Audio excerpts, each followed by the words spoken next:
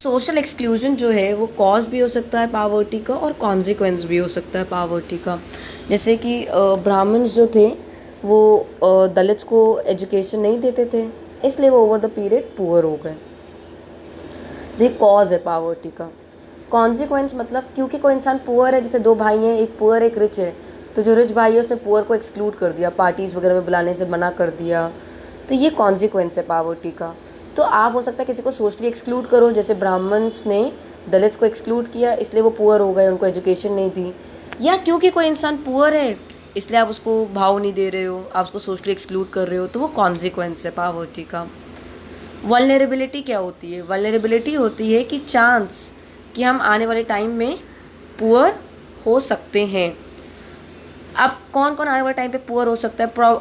Vulnerability is a chance of becoming poor in the coming future if the negative factors operate. अगर negative factors operate करेंगे तो हम poor हो जाएंगे।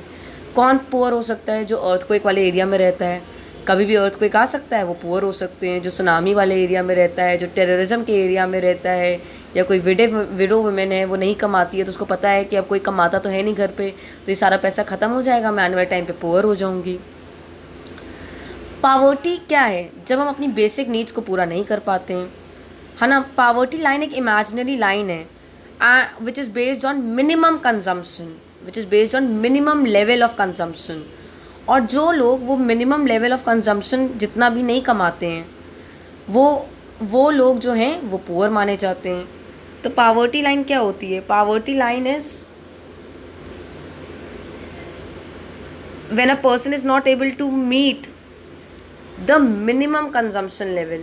Minimum level को भी नहीं मीट कर पाता तो वो पुअर है। इतना भी नहीं कमाता कि वो मिनिमम कंजम्पशन लेवल को मीट कर सके, तो ऐसे इंसान को हम लोग क्या कहते हैं? पुअर कहते हैं।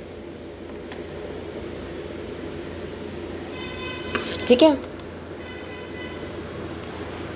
अब एक और तरीका होता है पावर्टी मेजर करने का। अगर आप शहर के इंसान हैं तो आपको 2100 कैलोरीज पर डे चाहिए। आप गाँव के हैं तो आपको 2400 कैलोरीज पर डे चाहिए, क्योंकि गांव में ज़्यादा लेबर होता है। 2400 कैलोरीज पर डे चाहिए। अगर आप इतना भी नहीं कमाते कि आप 2100 कैलोरीज या 2400 कैलोरीज अफोर्ड कर सके तो आप पुअर हैं। 2011-12 में जो इंसान 816 रुपये रूरल एरिया में ना कमा पाए वो पुअर था, और अर्बन एरिया में 1000 रुपये, एक अकेला इंसान। और अगर पूरी फैमिली की बात करें तो कम से कम 4080 रुपये भी अगर आप नहीं कमा पा रहे रूरल एरिया में तो आप पुअर हैं। और अगर आप 5000 रुपये भी नहीं कमा पा रहे अर्बन एरिया में पूरी फैमिली के लिए तो आप पुअर हैं। नेशनल सैम्पल सर्वे ऑर्गेनाइजेशन भी यही कहती है। NSSO फुल फॉर्म बहुत इंपॉर्टेंट है, नेशनल सैम्पल सर्वे ऑर्गेनाइजेशन। वर्ल्ड बैंक क्या कहता है? अगर आप